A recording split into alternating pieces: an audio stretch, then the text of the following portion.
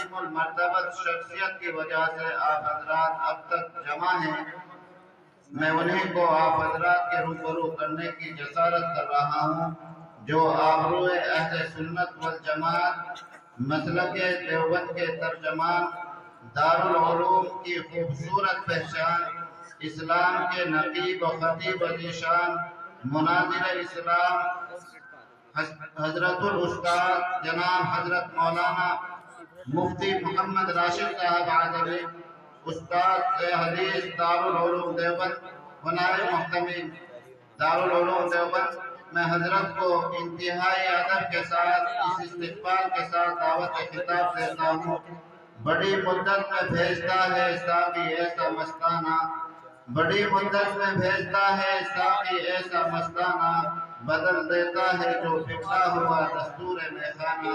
حضرت الاستاذ جناب حضرت مولانا مفتی محمد راشد صاحب نائب محتمل دارالعلوم دیوبند مائک پر تشریف لائے اور اپنے کلمات عالیہ سے ہم سب کو مستفیض فرما کر اخیر میں اپنی مستجاب دعاؤں سے پروگرام کی نشست اول کا اختتام بھی فرمائے۔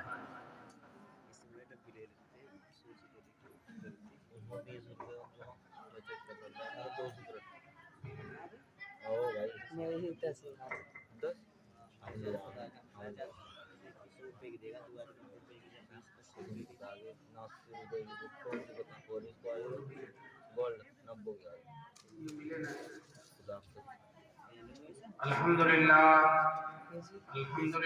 نحمده ونستعینه ونستغفره ونؤمن به ونتوکل علیہ ونعوذ باللہ من شرور انفسنا ومن سیئات اعمالنا من یهده اللہ فلا مضل له ومن یضلل فلا هادی له واشهد ان لا اله الا اللہ وحدہ لا شریک له واشهد ان سیدنا مولانا محمدا عبدہ ورسولہ صلی اللہ علیہ وسلم۔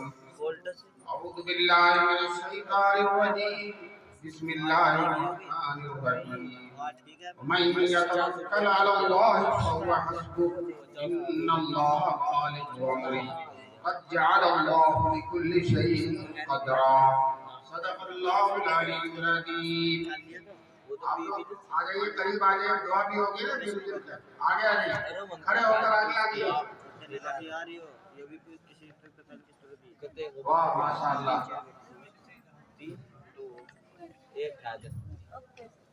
حضرت صدر جلسہ معزز اور محترم علماء کرام، محترم بزرگوں اور دوستوں، نیک ماؤں اور بہنوں، نوجوانان ملت، اللہ کا لاکھ لاکھ کرم ہے، احسان ہے کہ اللہ تعالیٰ نے ہم سب کو اپنے محبوب مدرسہ ضیاء العلوم کے اس جلسے سالانہ بندی میں شریک ہونے کا موقع نصیب فرمایا۔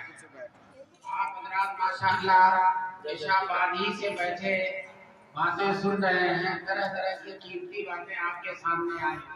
یہ ان مدرسوں کی برکت ہے، یہ ان دینی اداروں کی برکت ہے، بہت ساری برکتیں ہیں۔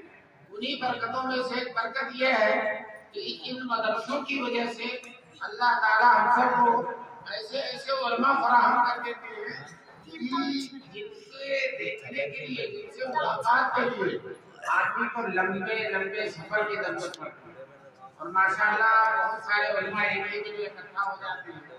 یہ مدرسے نہ ہوتے، کوئی صاحب لاکھ کوشش کر ڈالے جو علماء مسجد میں تشریف نہ ڈالے، تو ان مدرسوں کی برکت ہے کہ اچھے اچھے علماء آ جاتے ہیں، دین کی باتیں ہمارے سامنے آ جاتی ہیں، بہت قیمتی قیمتی باتیں جن کو ہم بہت لمبے مطالعے سے بھی حاصل نہیں کر سکتے تھے، تھوڑی تھوڑی دیر میں ساری باتیں مل جاتی ہیں۔ اللہ تبارک تعالیٰ ان مدرسوں کو اسی طرح سے سرگرم عمل ہے۔ یہ ہمارے بچوں کو بھی پڑھاتے ہیں، بچوں کو سال بھر پڑھاتے ہیں، ہر روز پڑھاتے ہیں، اور سال میں ایک دو دن آپ لوگوں کو بھی پڑھاتے ہیں، آپ کو بھی دین کی باتیں بتاتے ہیں۔ میں نے آپ کے سامنے قرآن کریم کی ایک آیت پڑھی ہے، اسی آیت کی مختصر سے تشریح کر کے اپنی بات کو پوری کروں گا۔ اللہ تبارک تعالیٰ فرماتے ہیں من یتوکل علی اللہ فہو حسبہ، جو اللہ پر بھروسہ کر لیتا ہے تو اللہ اس کے لیے کافی ہوتا ہے۔ دیکھیے لوگ دنیا میں اپنے بھروسے کے لیے بہت ساری چیزیں تلاش کرتے ہیں، کوئی مالداروں پر بھروسہ کرتا ہے، کوئی طاقتوروں پر بھروسہ کرتا ہے، کوئی اقتدار اور حکومت والوں پر بھروسہ کرتا ہے، کوئی پولیس داروغہ پر بھروسہ کرتا ہے، لیکن یہ معمولی لوگ ہیں، چھوٹے لوگ ہیں، تو ان پر بھروسہ کرنا بھی بہت چھوٹا ہے، بہت معمولی ہے۔ یہ تو اپنی حاجتیں نہیں پوری کر سکتے، اپنی ضرورتیں پوری نہیں کر سکتے، اپنا کام نہیں کر سکتے، تو یہ ہمارا کام کیا ہے؟ ان کو اپنا کام کرنے کے لیے بے ایمانی کرنے کی ضرورت پڑتی ہے، جھوٹ بولنے کی ضرورت پڑتی ہے، ناجائز کاموں کے کرنے کی ضرورت پڑتی ہے، دغا دینے کی ضرورت پڑتی ہے، اپنے قول سے گر جانے کی ضرورت پڑتی ہے۔ تو یہ تو خود بہت معمولی، بادشاہ بڑے سے بڑا بادشاہ جھوٹ بولتا ہے اپنی حکومت بچانے کے لیے، اپنا اقتدار بچانے کے لیے، تو اس کو تو خود اپنی چیزوں کے لالے کھڑے ہوتے ہیں، تو ہماری کیا مدد کریں گے؟ چنانچہ اکبر بادشاہ ایک دفعہ کہیں گیا شکار میں، تو ایک صاحب نے اسے پانی پلا دیا، اکیلے ہو گیا تھا اور پیاسا تھا تو پانی پلا دیا، تو اس نے کہا دربار میں آنا ان کو بدلا دوں، ان کو اس کا معاوضہ دوں۔ اس وقت اکبر شروع میں دیندار تھا، اب یہ آدمی اکبر کے دربار میں گیا اپنے پانی کا بدلہ لینے کے لیے جو اکبر نے وعدہ کیا تھا، وہاں گیا کہ اکبر نماز پڑھ کر دعا مانگ رہا، کسی نے سے پوچھا یہ کس سے مانگ رہا، تو اس نے بتایا یہ اللہ سے مانگ رہا۔ تو اس آدمی نے کہا کہ بھئی اللہ سے مانگ رہا تو میں اس سے کیوں مانگ رہا، میں بھی اسی سے مانگوں جس سے یہ مانگ رہا، میں بھی اسی سے مانگوں جس سے یہ مانگ رہا۔ تو دوستو ساری دنیا جس سے مانگ رہی ہے اور جس سے مانگنے والا کبھی ناکام نہیں ہوتا۔ فرمایا رسول پاک صلی اللہ علیہ وسلم نے کہ اللہ کے سامنے جو ہاتھ اٹھا کر دعا مانگتا ہے کبھی ناکام نہیں ہوتا۔ ایسا ہوتا ہے کہ کبھی وہی چیز مل جاتی ہے جو مانگ رہا ہے، کبھی اس سے بڑی چیز مل جاتی ہے، کبھی اس سے بڑی چیز مل جاتی ہے، اور کبھی ایسا ہوتا ہے کہ وہ چیز تو نہیں ملتی لیکن ایک خطرناک اس کی بتانے والی ہوتی ہے جو اس کو تباہ و برباد کر کے رکھ دیتی ہے۔ اللہ کی دعا کی وجہ سے اس کی مصیبت کو ختم کر دیتا ہے۔ اس لیے دعا مانگنا کبھی بھی کسی حال میں بھی دعا مانگنا نفع سے خالی نہیں ہے۔ بہت سے لوگ مایوس ہو جاتے ہیں کہ دعا مانگ رہے تھے یہ ہو جائے یہ ہو جائے، الٹے ہو گئے۔ ہم کہتے ہیں ناکام نہیں ہو تم، بظاہر تمہاری عقل کے حساب سے الٹا ہوگا لیکن اللہ کے حساب سے الٹا نہیں ہوگا۔ اللہ حکمت والے ہیں، اللہ ہر چیز کے راز کو جانتے ہیں، ہر چیز کی انتہا کو جانتے ہیں۔ اللہ تبارک تعالیٰ کبھی کسی کو نہ دے کر سزا دیتے ہیں اور کبھی دے کر سزا دیتے ہیں، کبھی نہ دے کر سزا دیتے ہیں اور کبھی دے کر سزا دیتے ہیں۔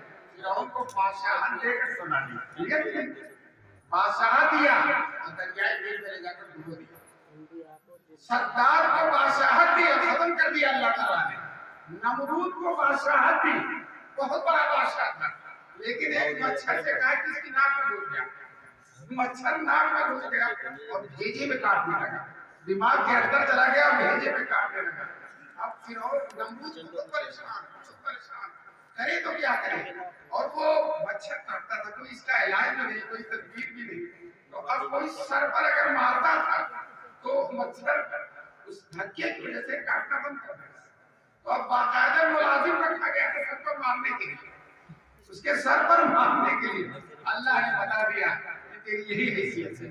شداد نے بہت بڑا بادشاہ، تو اس سے کسی نے کہا کہ تو بہت بڑا بادشاہ ہے، تو خدا کا بھی دعویٰ کرتا، خدا ہونے کا، تو اللہ کے پاس جنت ہے، تیرے کہاں جنت ہے؟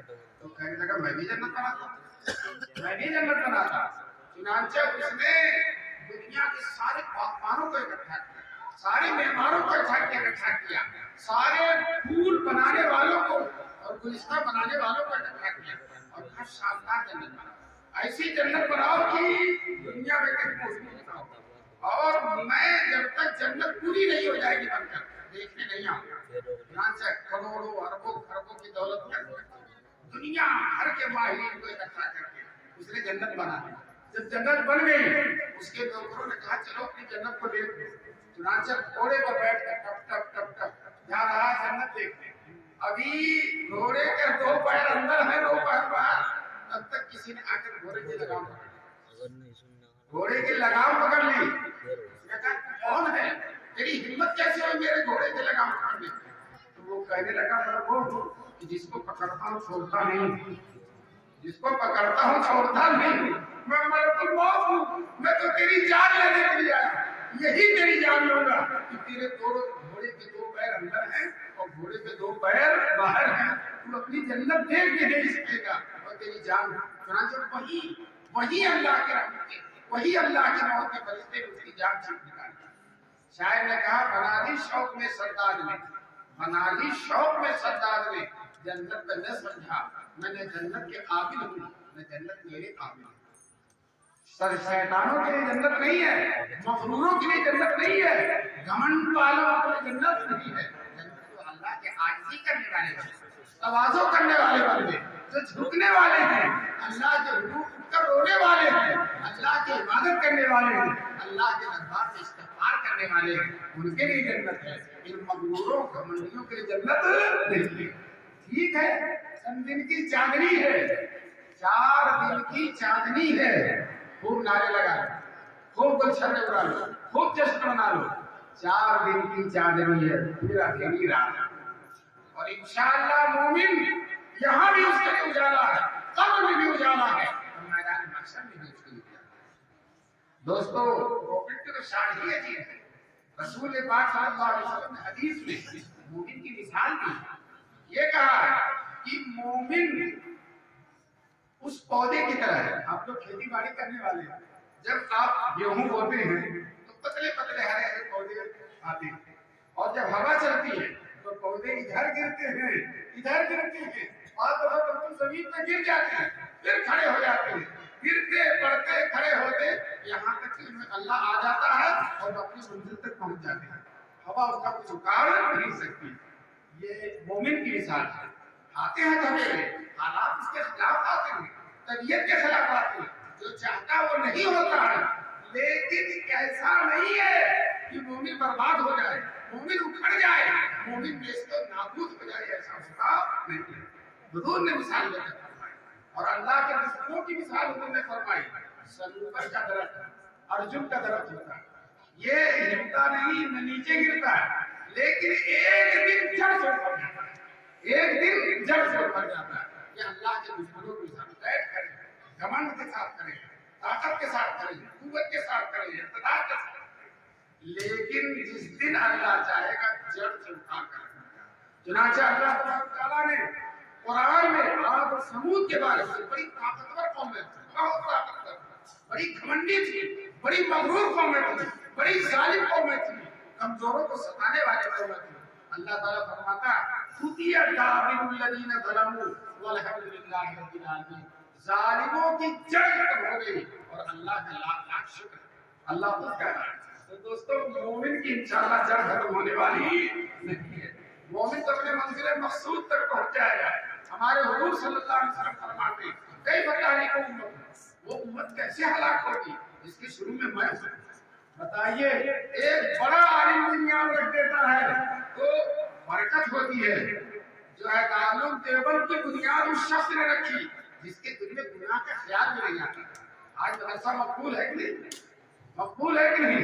تو جب دارالعلوم دیوبند کی بنیاد میاں جی منع شاہ نے حکومتی نے رکھی ہے, اور ماشاءاللہ مقبول ہے, اور انشاءاللہ یہ آپ کا دارالعلوم دیوبند, یہ آپ کا مدرسہ ضیاء العلوم, اور اس چپے چپے پہ جتنے مدرسے انشاءاللہ قیامت تک چلتے رہیں گے.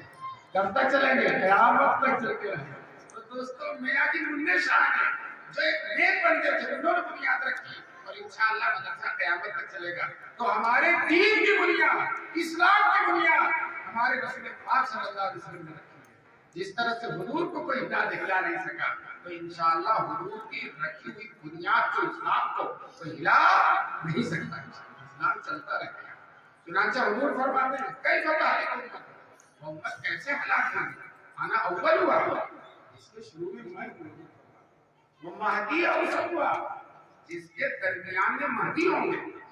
درمیان میں مہدی ہے، یہ تو مہدی بھی آنا ہے، ایک حضور کی نسل کی بہت بڑی شخصیت آئے گی، پوری دنیا کو عدل و انصاف سے بھر دے گی، ظلم و ستم کو ختم کر دے گی، نہ کوئی کسی کو ستائے گا، نہ کوئی کسی کو مارے گا، نہ کسی کی کوئی معاملہ لنچنگ کرے گا، نہ کسی کو کوئی ختم کرنے کی کوشش کرے گا، پوری دنیا کو عدل و انصاف سے بھر دے گی، وہ مہدی آنے والے ہیں۔ اور اس کے بعد وہ عیسیٰ آخر ہوگا، سب سے آخر میں حضرت عیسیٰ آئیں گے، اور جب حضرت عیسیٰ آئیں گے تو دنیا میں نہ یہودیت رہ جائے گی، نہ نصرانیت رہ جائے گی، نہ کچھ شرک رہ جائے گا، نہ دجال رہ جائے گا، نہ کوئی فتنہ رہ جائے گا، صرف اور صرف قرآن رہے گا، حدیث رہے گی، ایمان رہے گا، اہل ایمان رہیں گے، مدرسے رہیں گے اور مسجدیں رہیں گی، اور ان کے علاوہ کوئی نہیں رہے گا۔ تو دوستو یہ تو ہماری یہ بڑی خوش نصیبی کی بات ہے، ہماری یہ امت ختم ہونے والی امت نہیں ہے، ہمیں ختم کرنے والے ہمیشہ سے ختم ہوتے رہے، ہمیں ختم کرنے والے ہمیشہ سے ختم ہوتے رہے، آج بھی ختم ہوں گے اور کل بھی ختم ہوں گے، اور ہم کل بھی تھے، آج بھی ہیں اور انشاءاللہ کل بھی رہیں گے۔ آپ نہیں دیکھ رہے ہیں، حافظ ہو رہے ہیں، عالم ہو رہے ہیں، قاری ہو رہے ہیں، اور کوئی مذہب دنیا میں ایسا نہیں ہے جس کی کتاب کسی کو یاد ہے۔ اتنے سارے عیسائی ہیں، ایک عیسائی چاہے پادری ہو، چاہے جاہل ہو، چاہے بڑا بھاری ان کا مولوی ہو، کسی ایک کو انجیل یاد نہیں ہے۔ دنیا میں اتنے سارے یہودی ہیں، پوری مملکت ہے، ان کے پاس ایٹم بم ہے، بہت سارے ہتھیار ہیں، لیکن ان کے بچوں اور بڑوں اور جوانوں اور مردوں اور عورتوں کے سینے میں توریت موجود نہیں ہے۔ اور الحمدللہ لاکھوں نہیں کروڑوں سینوں کے اندر قرآن کریم موجود ہے، زبانی ہے، ایسے ایسے بچے ہیں کہ ایک نشست میں پورا قرآن پڑھاتے ہیں، ایک بچے۔ دوستو ابھی مدرسے سال کا آخر چل رہا ہے، بہت سے مدرسوں میں دستار بندی کا جلسہ چل رہا ہے، آپ جائیے دیکھیے، چھوٹے چھوٹے بچے ایک بیٹھک میں پورا قرآن پڑھاتے ہیں، ایک بیٹھک میں۔ کوئی مذہب ایسا نہیں تو خطرہ ہمارے مذہب کو نہیں ہے، خطرہ ان لوگوں کے مذہب کو ہے جن کے مذہب کا کوئی جاننے والا ہی نہیں ہے۔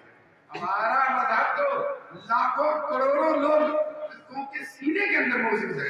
دوستو انگریزوں نے پالیسی بنائی تھی کہ قرآن کو ختم کر دیا جائے، چاہے اسلام ختم ہو جائے، چنانچہ قرآن کو جلانا شروع کر دیا، پوری ایک وزارت بنی تھی قرآن کو جلانے کے لیے، اور بہت بڑا بجٹ منظور ہوا تھا قرآن کو ختم کرنے کے لیے۔ پولیس والے، داروغہ اور سرکاری افسران گھروں اور مسجدوں پہ چھاپا مار مار کر قرآن کی نسخے کو اکٹھا کرتے تھے، اور جب ڈھیر لگ جاتا تھا آگ لگا دیتے تھے تاکہ قرآن جل جائے، نہ قرآن رہے گا، نہ اسلام رہے گا، نہ مسلمان رہے گا۔ لیکن انگریزوں کی بہت بڑی بھول تھی، انہیں قرآن کی آیت نہیں معلوم ہے جس آیت میں اللہ نے فرمایا ہم نے قرآن اتارا ہے اور ہم اس کی حفاظت کریں گے۔ اللہ نے خود حفاظت کی کیا لے رہی ہے؟ چنانچہ پانی پت کا علاقہ اس زمانے میں ہر گھر میں حافظ ہوتے، جتنے بچے سب حافظ ہوتے۔ ایک انگریز افسر وہاں قرآن جلانے کے لیے متعین تھا، تو وہ رات میں قرآن جلاتا تھا اکٹھا کر کے۔ ایک مسلمان زمیندار نے اس انگریز افسر کی جو قرآن جلانے کے لیے متعین تھا دعوت کیا اپنے گھر، وہ آ گیا دعوت کھانے۔ جب دعوت کھا چکا تو مسلمان زمیندار نے اس انگریز افسر سے کہا ہمارے یہاں دستور یہ ہے کہ کوئی معزز مہمان آتا ہے تو ہم اس کو قرآن سناتے ہیں، آپ قرآن سنیں گے؟ تو اس نے کہا ہاں سنیں گے۔ تو یہ چھوٹے چھوٹے بچے جو بیٹھے ہیں نا، چھوٹے چھوٹے بچے ان کو اکٹھا کر دیا، یہ سب حافظ ہیں جس سے چاہو سنو۔ اس نے ایک چھوٹے بچے سے کہا 20 بارے سے پڑھو۔ اب اس نے بسم اللہ پڑھنا شروع کیا، وہ رک ہی نہیں رہا ہے، پڑھتا ہی چلا جا رہا ہے، وہ پڑھتا چلا جا رہا ہے اور ایک کی حالت خراب ہوتی جا رہی ہے کہ میں اسی قرآن کو جلاتا ہوں، وہ میرے ہی سامنے پڑھتا چلا جا رہا ہے۔ چنانچہ اس نے روک کاٹ لے کے کہا بیٹا غلط پڑھتا، تو بیٹا سیدھا تال کے کہتا تھا صحیح پڑھ رہا ہوں، صحیح پڑھ رہا ہوں۔ دوسرا بچہ بولتا، تیسرا بچہ، چوتھا، ایک بڑے سارے بچے بولتے چچا غلط پڑھ رہے ہو، صحیح پڑھ رہا۔ چچا کی حالت خراب ہو گئی، چچا کی حالت خراب ہو گئی۔ اس انگریز افسر نے یہ کہا کہ ٹھیک ہے میں قرآن کے نسخوں کو جلا تو سکتا ہوں، لیکن ان معصوم سینوں سے کیسے نکالتا؟ ہمارے رسول پاک صلی اللہ علیہ وسلم سے اللہ تعالیٰ نے کہا تھا میں آپ کو ایسی کتاب دوں گا، ایسی کتاب دوں گا جس کو سونے والا بھی پڑھے گا اور جاگنے والا بھی پڑھے گا۔ دنیا کے سارے مذاہب میں جاگنے والے تو اپنے مذہب کی کتاب پڑھ سکتے ہیں، سونے والا نہیں پڑھ سکتا۔ اور قرآن کا حال یہ ہے کہ جاگنے والے بھی پڑھتے ہیں اور سونے والے بھی پڑھ سکتے ہیں۔ دو بھائی سگے بھائی دونوں حافظ قرآن کے، چارپائی بغل بغل میں لگی، دونوں سوئے رہتے ہیں، اور ایک سوتا سوتا سناتا تھا اور دوسرا سوتے سوتے سنتا تھا، اور دونوں سوتے تھے۔ اور اگر غلطی ہو جاتی تو وہ جاگ جاتا اور ٹوک دیتا اور یہ جاگ کر صحیح کر لیتا، پھر دونوں سو جاتے اور یہ پڑھتا رہتا اور سنتے رہتے نیند میں۔ ارے یہ تو دور کی بات ہے۔ ہمارے دارالعلوم دیوبند کے محتمین جو 60 سال تک محتم رہے، حکیم الاسلام حضرت قاری طیب صاحب رحمۃ اللہ علیہ، ان کے حالات میں لکھا کہ نیند میں 9 پارہ پڑھنا ہے، سوئے ہوئے 9 پارہ پڑھنا ہے۔ اور جو لوگ قرآن کی تلاوت کرتے ہیں تجربہ ہوگا کہ کبھی کبھی رات میں سوئے رہتے ہیں اور زبان پر قرآن کی کوئی یاد نہیں آتی۔ تو حضور صلی اللہ علیہ وسلم نے فرمایا کہ حضور سے اللہ نے فرمایا آپ کو ایسی کتاب دوں گا جس کو سونے والا بھی پڑھے گا اور جاگنے والا بھی، اور جس کو کوئی پانی دھل نہیں سکتا، جس کو کوئی پانی دھل نہیں سکتا۔ قرآن کے مسئلے ٹھیک ہے، لیکن سینے کے اندر جو قرآن ہے اس کو کسی پانی سے دھلا نہیں جا سکتا اور کسی آگ سے جلایا نہیں جا سکتا۔ تو دوستو یہ معجزہ ہے رسول پاک صلی اللہ علیہ وسلم کا قرآن۔ انشاءاللہ یہ قرآن قیامت تک باقی رہے گا، اور یہ قرآن جب قرآن باقی رہے گا تو وہ مدرسے جو قرآن پڑھا رہے ہیں وہ بھی انشاءاللہ باقی رہے گا۔ ہماری اس بستی کے لوگوں کی سعادت کی بات ہے کہ اللہ نے اس شاندار قرآن پڑھانے والا مدرسہ ہمیں دے دیا جس میں بچے قرآن پڑھ رہے ہیں، دور دور سے بچے آ گئے، اور ماشاءاللہ اس بستی والوں نے، میں نے پہلے بھی کہا تھا اب بھی کہہ رہا ہوں، آپ لوگ طلباء سے محبت کرتے ہیں، انشاءاللہ اللہ کی محبت آپ کو ملے گی۔ بہت سے لاک ڈاؤن کے زمانے میں بچوں کو اپنے گھر رکھ کر اپنے بچوں کی طرح کھلایا پلایا جاتا ہے۔ جانتے ہیں وہ کیا ہیں؟ وہ صرف مدرسے کے بچے نہیں ہیں، رسول پاک صلی اللہ علیہ وسلم کے مہمان ہیں۔ آپ نے اپنے گھر پر رسول اللہ کے مہمان کی خاطر لگا رکھی، انشاءاللہ میدان محشر میں رسول اللہ کی سفارش حاصل۔ آپ نے حضور کے مہمانوں کی عزت کی، مہمانوں کی قدردانی کی۔ وہاں پر منام سے کہتے تھے لوگ خواہش رکھتے ہیں ہمارے گھر دے دیجیے، ہم اپنے گھر رکھیں گے، ہم اپنے گھر رکھیں گے، اور بہت سے لوگوں نے رکھا، کھلایا پلایا، کپڑے جوڑے لیے، جانے کا کرایہ بھی دیا، اپنے بچوں کی طرح ان کو رکھا۔ دوستو یہ محبت انشاءاللہ اللہ تبارک تعالیٰ کے دربار میں مقبول اور اس کا آپ کو صلہ ملے گا۔ آپ ان علماء کو، ان طلباء کو محبت کی نظر سے دیکھیں، انشاءاللہ اللہ تعالیٰ آپ کی نظر کو قیمتی بنائے گا۔ آپ ان سے محبت رکھیں گے، اللہ تعالیٰ آپ کے گھر سے اپنی محبت کرے گا، آپ کے گھر کو اپنا محبوب بنائے گا، آپ کو اپنا محبوب بنائے گا، اور آپ کو اپنی رحمت کے سائے میں انشاءاللہ۔ اس لیے میں دوستو آپ سے درخواست یہی کرتا ہوں کہ مدرسوں کی قدر کریں گے، قدر ہاں آسان نہیں ہے مدرسہ چلانا۔ اگر تمہارے گاؤں میں ایک ارب پتی کھرب پتی ہو اور اپنے دولت کے بلبوتے کے بچے آئے مدرسہ چلانے ہرگز نہیں چلا سکتے، ہرگز نہیں۔ لیکن ایک غریب مولوی اٹھتا ہے، ان سے چندہ لے کر شاندار مدرسہ چلاتا ہے۔ دوستو یہ علماء کی قربانیاں ہیں، یہ ان کی خدمت ہے۔ اللہ تعالیٰ اس علماء کی خدمات کو قبول فرمائے اور ہم سب کو ان علماء کی قدر کرنے کی اور اس بستی کے مدرسے کو سمجھو ہماری بستی میں اس سے زیادہ قیمتی کوئی چیز نہیں ہے۔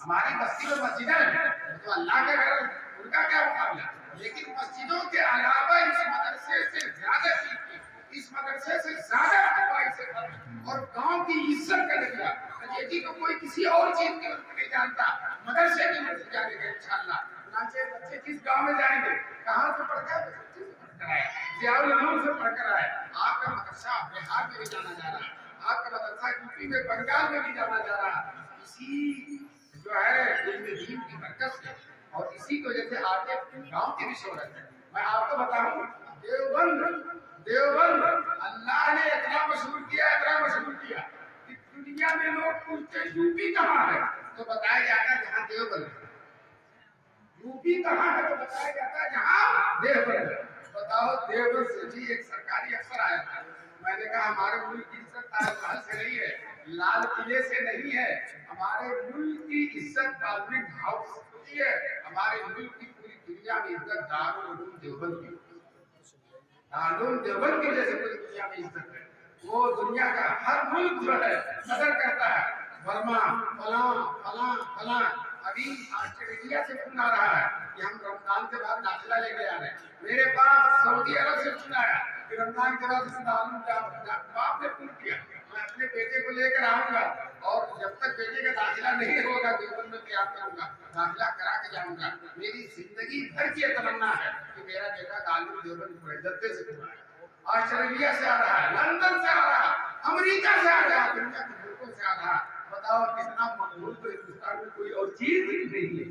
تو دوستو جس طرح سے دیوبند پورے ہندوستان کی آبرو ہے, اسی طرح سے مدرسہ ضیاء العلوم آپ کے بستی کی آبرو ہے. اس لیے اس مدرسے کو پروان چڑھائیں گے, آگے بڑھائیں گے اور اللہ تعالیٰ آپ کو توفیق نصیب فرمائے. ماشاءاللہ مولانا ابو المنان جیسے اور محتمین صاحب جیسے لوگ مل گئے ہیں. اور میں جب سے آ رہا ہوں تو میں دیکھ رہا ہوں خلافہ بڑھتا ہی جا رہا ہے. جو زمین میں یہ چاہتے ہیں کہ مل جاؤ مل جاتی ہے, مل جاتی ہے کہ نہیں مل جاتی ہے. اور تعمیر بھی بڑھ رہی ہے, اچھے اچھے کمرے بھی ہو رہے ہیں. پہلے گھر کوسی کا سارے کمرے تھے, اتنے شاندار کمرے بن گئے ہیں. یہ سب کا سب آپ کا کام, آپ کی کوشش ہے, آپ کی توجہ ہے. اللہ تعالیٰ آپ کی توجہ اور کوشش کو اسی طرح سے رہا. اور جو علماء ہیں آپ کی بستی میں, جو مدرسے کے لیے پورے جگر سے مدرسے کو سیراب کر رہے ہیں, اپنے پیٹے کو پانی کر رہے ہیں مدرسے کے لیے, اپنی صحت کا لحاظ نہیں کر رہے ہیں, اپنی ہر چیز قربان کی ہوئی ہے. اللہ تعالیٰ ہم سب کو ان لوگوں کی قدر کرنے کا اور میری یہی خواہش اور تمنا ہے کہ مدرسہ شان کے ساتھ چلتا ہے اور اس سے حافظ ہونے کے لیے اپنی دستار بندی ہوگی. کل 2 بچے انشاءاللہ دستار بندی ہوگی. اس منظر کو دیکھنے کے لیے سب لوگ تشریف لائیں گے. اور آج ساری کوشش کرتے بچے تو آج یہ خواہش ہونی چاہیے کہ آئندہ 2 سال کے بعد ہمارا بیٹا بھی حافظ ہوگا, اس کی بھی دستار بندی ہوگی. طے کیجیے, طے کرتے ہیں. اللہ تعالیٰ آپ کے نیک جذبات کو قبول فرمائے اور یہ جلسہ جو نامساعد حالات جلدی میں کیا گیا, اللہ تعالیٰ اس کو بہت قبول فرمائے اور مدرسے کی کامیابی اور ترقی کا اس کو ذریعہ بنائے. وآخر دعوانا الحمدللہ رب العالمین. درود شریف پڑھیے. اللہم صلی علی سیدنا محمد.